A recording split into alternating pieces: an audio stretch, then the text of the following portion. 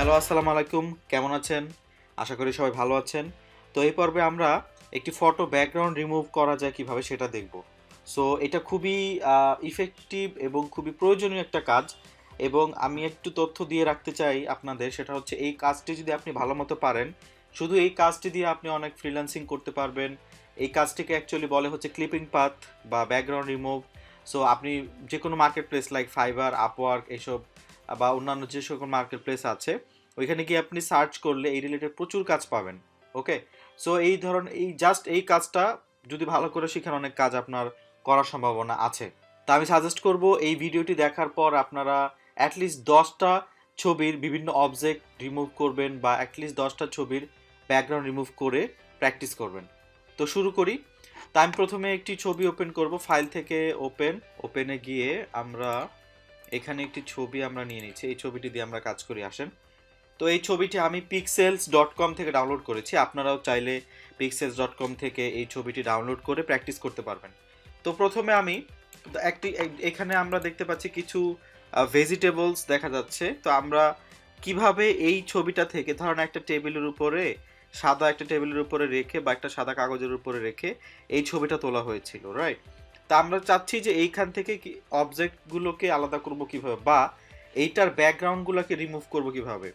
দুইটা কাজই আমরা এখানে দেখব। ওকে, সো প্রথমে আমরা পেন টুল সিলেক্ট করব। আমাদের যেটা করতে হবে, যে কোনো অবজেক্টকে আলাদা করতে হলে বা যে কোনো অবজেক্টকে সিলেক্ট করতে হলে আমাকে সিলেকশন টুলের কাজ করতে হবে। তা আমরা অলরেডি এই টুলগুলোর কাজ দেখেছি। তো আমরা জানি যে পেন টুল সবচেয়ে ভালো সিলেকশন বা পাথ করতে পারে। সো আমি পেন টুল সিলেক্ট করে নিচ্ছি, নিয়ে আমি উপরে পাথ সিলেক্ট করে নিব অবশ্যই। এরপরে আমি যেটা করব, সাপোজ আমি ডান পাশের এই কাঁচা এই পাকা মরিচটা, লাল যে মরিচটা আমরা দেখতে পাচ্ছি, এটাই আমরা করি আগে, ঠিক আছে? সো আমি প্রথমে এটা এখানে দেখেন একটা কর্নার থেকে শুরু করব, আর জুম করে কাজ করলে কাজের কোয়ালিটি ভালো হবে।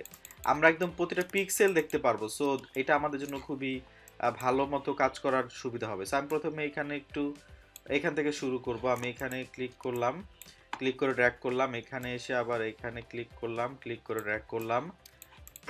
আমার পরবর্তী স্টেপটা যদি বাঁকা হয়, সেক্ষেত্রে অবশ্যই আমাকে বাঁকা শেপ নিয়ে নিতে হবে। আমি একটু দ্রুত করব, যেহেতু অনেক বড় একটা অবজেক্ট, বড় মানে অনেক মোটামুটি বড় একটা অবজেক্ট। সো আমি একটু দ্রুত করব, আপনারা ধীরে ধীরে করবেন। আমি সাজেস্ট করব ধীরে ধীরে প্রথমে করা উচিত, দ্রুত করে না করাই ভালো। এইসব কাজ একটু ধীরে করা উচিত। সো আমি এখান থেকে আবার এইভাবে নিচ্ছি, এটাকে আমি কন্ট্রোল প্রেস করে ডিরেক্ট সিলেকশন টুল এনে অ্যাডজাস্ট করে দেবো। একদম নিখুঁতভাবে নেওয়া যাবে, কোনো সমস্যা নেই। পরবর্তীতে এইখান থেকে আবার এইখানে চলে আসি, তারপরে আবার এইখানে চলে আসি, এইখান থেকে এইখানে এসে আবার একটু এইভাবে বাঁকা করে দিচ্ছি। ওকে, সো দেওয়ার পর এবার আমি আবার এইখানে চলে আসি, এইখানে একটু বাঁকা দেখা যাচ্ছে। সো এখানে একটু বাঁকা করে দিলাম, এইখানে আমার একটু বাইরে চলে আসলো। কন্ট্রোল প্রেস করলে ডিরেক্ট সিলেকশন টুল আসবে, আমি অ্যাডজাস্ট করতে পারবো খুবই সুন্দর মতো। এখানে একটু বড় হয়ে গেছে, এটাকেও অ্যাডজাস্ট করে দিচ্ছি, ডান। সো খুবই সুন্দর মতোই আপনি যেভাবে চান সেভাবে করতে পারবেন, কোনো সমস্যা নেই। ওকে, সো এবার আবার এইখানে আমি একটু এটাকে ছোট করে নিই, তা না হলে পরবর্তী স্টেপটা অনেক বাঁকা হয়ে যাবে। এই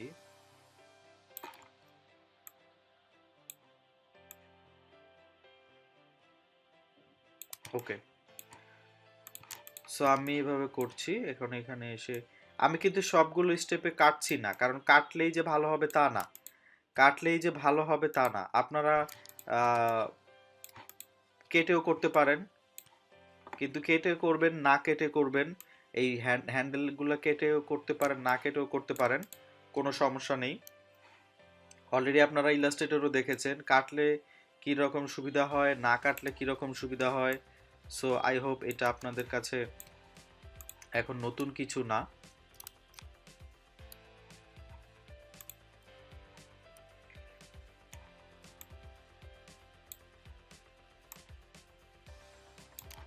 ওকে, এখানে এসে এভাবে এবার এইটাকে আমি এই তারপর এইখানে এসে আমি একটু দ্রুত করছি, শেষ করে দিচ্ছি, আপনারা একটু ধীরে ধীরে করবেন। আমি সাজেস্ট করব ফাস্ট না করার জন্য। একটু ধীরে ধীরে করলে আপনি একটু ভালো রেজাল্ট পাবেন। প্রথমে একটু স্লো করে কাজ শেখাই ভালো। ওকে, তারপর আমি এখান থেকে এইখানে চলে আসি, এই একদম স্মুথলি আসবে, কোনো সমস্যা নেই। যত কার্ভ শেপই থাকো এখানে কেটে দিই, এখানে কেটে দিয়ে এখানে একটু এনে আবার এইখানেও কেটে দেই, দিয়ে এইখানে এসে ওকে বাঁকা করে দেই। এরপর এটা আর কাটবো না, এটাকে একটু ছোট করে দিয়ে আমরা চলে যাব যেখানে শুরু করেছিলাম সেখানে। ডান হয়ে গেছে। এই সো এইভাবে আমি পুরো অবজেক্টটাকে এইভাবে সিলেক্ট করব, যেখান থেকে শুরু করব সেখানে গিয়ে শেষ করে সিলেকশন ডান করব। সিলেকশন ডান করার পর আমার নেক্সট স্টেপ যেটা, সেটা হচ্ছে আমি এই পেন টুল সিলেক্ট থাকা অবস্থায় এখানে রাইট ক্লিক করে মেক সিলেকশনে ক্লিক করব। মেক সিলেকশনে ক্লিক করার পর একটা অপশন আসবে, সেটা হচ্ছে ফেদার রেডিয়াস। আপনি কতটুকু রেডিয়াস দিতে চাচ্ছেন, দ্যাট মিন্স আপনার আমরা যে জায়গাগুলোতে কেটে দিয়েছিলাম সেই জায়গাগুলো কিন্তু একদম শার্প, সেই জায়গাগুলো একদম মানে একদম চোখা। আপনি যদি একটু রেডিয়াস দেন, সাপোজ আপনি 1 পিক্সেল রেডিয়াস দিলেন, ওই চোখা জায়গাটা থাকবে না, ওইটা 1 পিক্সেল হলেও রাউন্ড করে দিবে।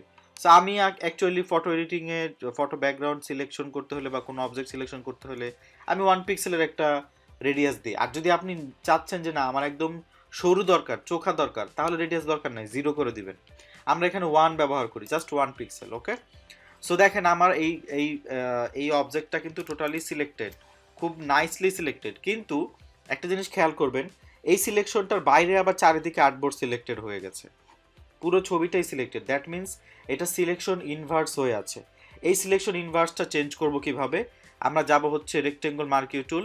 রেক্টেঙ্গল মার্কিউ টুলে গিয়ে আমরা এখানে রাইট ক্লিক করব, রাইট ক্লিক করে সিলেক্ট ইনভার্সে ক্লিক করলে আমাদের বাইরের অবজেক্টটুকু সিলেকশন বাদ দিয়ে শুধু এই যতটুকু সিলেকশন আমরা করার দরকার অতটুকু সিলেকশন চলে আসবে। এখন দেখেন বাইরে কিন্তু সিলেকশন নাই, শুধু এই অবজেক্টটা সিলেক্টেড। এখন আমাদের নেক্সট স্টেপ হচ্ছে কিবোর্ড থেকে আমরা কন্ট্রোল জে প্রেস করব, কন্ট্রোল প্লাস জে। দেখেন কন্ট্রোল প্লাস জে প্রেস করলে কি হয়, এই লেয়ারটা যতটুকু সিলেক্টেড ছিল ততটুকু আরেকটা লেয়ার কপি হয়ে গেছে। আই রিপিট, যতটুকু সিলেক্টেড ছিল সেই ততটুকু আরেকটা লেয়ার হিসেবে কপি হয়ে গেছে। আমরা এই লেয়ারটাকে একটা নাম দিয়ে দিচ্ছি, ধরেন পেপার। ওকে, মরিচ। এরপরে আসেন, বা চিলি লিখতে পারি আমরা, যেহেতু এটা পেপার না actually, sorry, I beg your pardon, এটা চিলি। ওকে, সো এরপরে ডান পাশের এইটাকে আমরা সিলেক্ট করি। সো এইটা আমি আর পেন টুল দিয়ে সিলেক্ট করব না, দেখেন এইটা আমি direct selection quick selection tool দিয়ে সিলেক্ট করবো। এটা খুবই ইজি, খুবই শর্ট একটা টুল। জাস্ট এভাবে আপনি ক্লিক করলে একটা ব্রাশ পাবেন, এই যে ব্রাশ, এটাকে রাইট কিবোর্ডে রাইট ব্রেকেট দিয়ে বড় করতে পারবেন, লেফট ব্রেকেট দিয়ে ছোট করতে পারবেন। দেখেন রাইট ব্রেকেট দিয়ে বড় করলাম ব্রাশ, আবার লেফট ব্রেকেট দিয়ে ছোট করতে পারবো। সো আমি ধরেন এইটুকু ব্রাশ নিলাম, নিয়ে এখন এই লেয়ারে সিলেক্ট করবো, আমার মেইন লেয়ারে। অবশ্যই চিলি লেয়ারে এই অবজেক্টটি নাই, রাইট? এই অবজেক্টটি হচ্ছে এই ব্যাকগ্রাউন্ড লেয়ারে। সো ব্যাকগ্রাউন্ড লেয়ার সিলেক্ট করে নিয়ে তারপরে আমি এখানে এই কুইক সিলেকশন থাকা অবস্থায় এখানে একটা ক্লিক করব। দেখেন পুরো অবজেক্টটা একটা ক্লিকে সিলেক্টেড হয়ে গেছে। কত নাইস না? এখন আপনারা আমার বকা দিতে পারেন যে তাইলে আপনি এত কষ্ট করে এটা করছেন কেন? হ্যাঁ, বিকজ এই টুলে যতটুকু যেভাবে আসবে তার থেকে অনেক বেশি অ্যাকুরেটলি আসবে পেন টুল দিয়ে করলে। এবং আমি সাজেস্ট করবো আপনাদের অবশ্যই পেন টুল দিয়ে প্র্যাকটিস করবেন। আমি একটু কুইকলি আলাদা করে, এরকম স্মুথ অবজেক্ট কিন্তু পাবেন না, এটা কিন্তু এত স্মুথ ছিল না, রাইট? এটা যেমন একদম স্মুথ চারিদিকে, মানে একদম স্মুথলি নিয়ে নিতে পারতেছি, এটা কিন্তু এইটার মধ্যে ছিল না।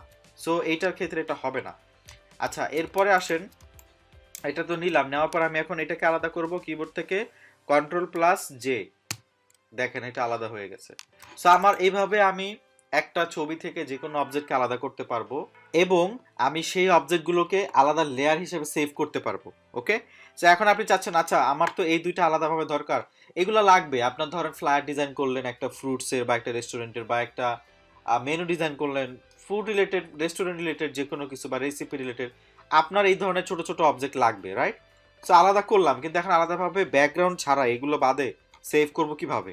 সেভ করার জন্য আমাকে যেটা করতে হবে, আমি চাইলে নতুন একটা আর্টবোর্ড নিয়ে নিতে পারি, ফাইল থেকে নিউ নতুন একটা আর্টবোর্ড তৈরি করে সেখানে নিয়ে সেভ করতে পারি, অথবা এই ব্যাকগ্রাউন্ডটাকে হাইড করে দিতে পারি। ব্যাকগ্রাউন্ডটাকে হাইড করে দিলে আমি এই অবজেক্টগুলোকে পেয়ে যাব।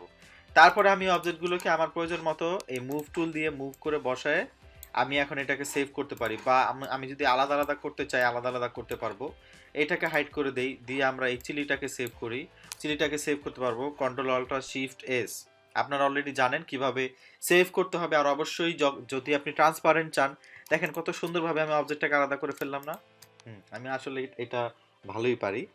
তো এইটা এভাবে করার পর আমরা এটাকে সেভ করব কন্ট্রোল অল্টার শিফট এস দিয়ে। দিলে আমরা পিএনজি আকারে সেভ করতে পারবো। ওকে, আর আর্টবোর্ডটাকে ছোট করে নেবেন। এই যে এখানে আর্ট ক্রপ টুল রয়েছে, ক্রপ টুল দিয়ে আপনি একদম ছোট করে দেন, এতটুকু করে দেন, যতটুকু আপনার দরকার, যতটুকু আপনার দরকার অতটুকু করে দেন। ধরেন আপনার এইটুকু দরকার, দিয়ে এন্টার প্রেস করেন। ওকে, তো এখন জাস্ট আপনি এইটুকু পাবেন। এইটুকু কাজ এখন আপনি বলতে পারেন ভাই এইটুকু তো না, আমার আরো লাগবে।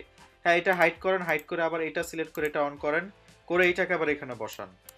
ক্রপ হয়ে গেছে, রাইট? সো কন্ট্রোল জেড দিয়ে আপনাকে পিছনে ফিরে যেতে হবে, কন্ট্রোল অল্টার জেড দিয়ে। তারপরে আবার এটাকে হাইড করে এটাকে সেভ করেন সিমিলার ভাবে। ঠিক আছে? সো এইভাবে হচ্ছে আমরা যে কোনো একটা অবজেক্টের ব্যাকগ্রাউন্ড রিমুভ করতে পারবো, ওই অবজেক্টকে আলাদাভাবে সেভ করতে পারবো পিএনজি আকারে। তো এই হচ্ছে ব্যাকগ্রাউন্ড রিমুভ, এই হচ্ছে ক্লিপিং পাথ। এগুলো প্র্যাকটিস করবেন প্রচুর। আশা করি আপনারা এই রিলেটেড কাজে পারদর্শী হতে হবে, পারদর্শী হবেন, আপনাদের উপর আমার সেই আস্থা আছে। সো এই পর্বে এই পর্যন্তই। ভালো থাকবেন। আগামী পর্বে আমরা আরো নতুন কিছু কাজ নিয়ে আসব। গ্রাফিক ডিজাইন হাতে করে থেকে পণ্ডিত কোর্সের সাথে থাকার জন্য আপনাকে অনেক অনেক ধন্যবাদ।